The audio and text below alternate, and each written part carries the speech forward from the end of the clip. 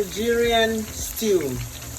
You first fry your onions in an oil in a pan like this, like a white pan, because you want to have enough room to fry your tomatoes. So after you fry your onions, you let your onions brown a little bit, and then you put in your tomato paste. Okay, any choice of tomato paste. So I'm going to use for a size of 4, I'm going to use 3 of this. So you allow your onions to brown a little bit. That is when you get the taste. You know, it tastes really good in your stew when you stir it to make sure that no particular area is burning. So this is a good brown. You can brown it a little bit more if you want.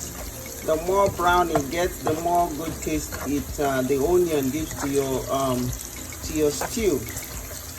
I'm gonna add the tomato paste. Okay, now you can add your tomato paste. So more tomatoes, more tomato paste.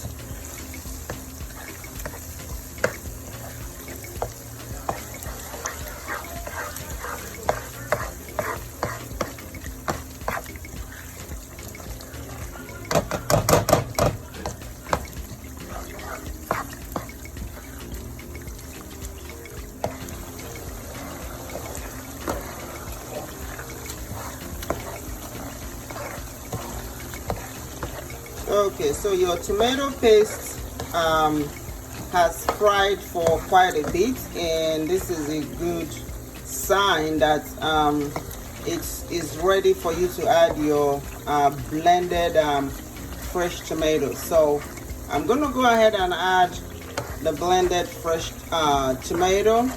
I'm going to go ahead and blend tomatoes and red bell pepper and this from the inside. So like this one, you have to open it up, wash the inside, and remove the stalk. Okay, you have to remove this stalk. You don't blend this stalk with your fresh tomatoes.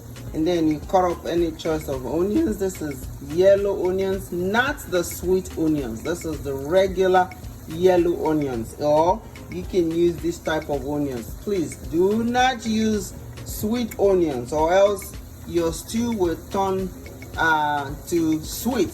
Okay, you don't want it to taste sweet at all. That's not the Nigerian stew. Yeah.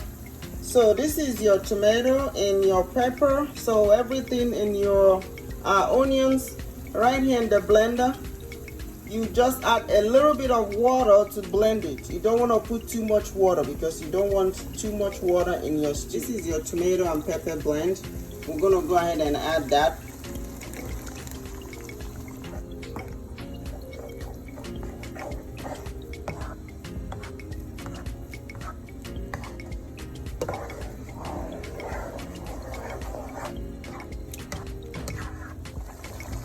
So make sure you're turning your stew. You have to stir it so that it doesn't burn at the bottom. Even if you have a non-stick pot, you still have to stir it. And if you start spattering all over the place, you can cover it. While you're waiting for your stew to dry up, the tomato, you can go ahead and prepare your meat. Your choice of meat can be chicken. So this being a very simple Nigerian stew, I always use drumsticks. I put my chicken in the oven. When it's ready, all I need to do is just toss them in my stew. Very simple. See how the oil is on top? That means it's really drying up real good, because we want the water to dry. So now you make sure you stir. Okay, you make sure you stir. See, it's very tight at the bottom. Now I'm gonna start adding all the spices, or all the condiments. Then a little bit, I'm going to throw in the meat. So I'm baking the meat for about an hour. So I'll throw in the meat so it can give the meat time for the seasoning to get into the meat. So I have onion powder in, which is a choice because I already put onion with the blended pepper, and this is your thyme, and then the yellow one is your curry powder. Okay, and then the other one right there is your garlic salt. So we need specifically your curry, thyme, and your salt. So it's just my choice of using garlic salt in addition to onion powder. But your basic one is your thyme and curry. You have to use your thyme and curry for Nigerian stew. And also you use that to season your meat, any choice of meat. So I'm going to go ahead and add this to the stew.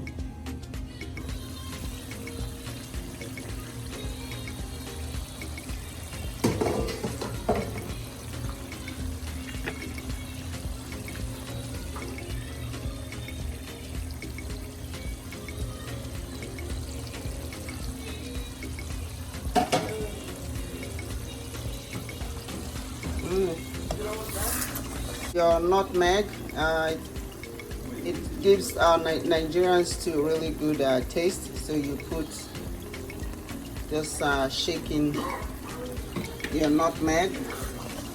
You add your Knorr cube or Maggi cube. So we add the rest of the chicken. As you can see, the chicken it's not fully done, but the stew will now cook it. Now that we added the chicken, I'm going to go ahead and add water. So I'm going to go ahead and add water. Now, this water will help to cook everything, both your chicken and the stew, and all your seasoning can all mix together and give your stew a really good taste. You can go ahead and add more water because I have a lot of tomatoes here, so I'm going to go ahead and add more water. So